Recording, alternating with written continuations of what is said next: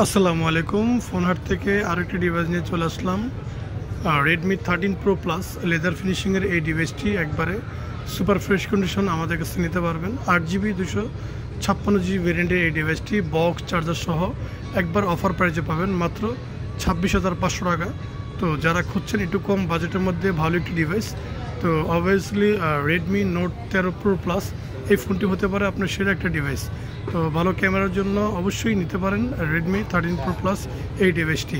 Long time charging backup এবং কি blog video করার জন্য বেস্ট একটা ডিভাইস হবে এই ফোনটি।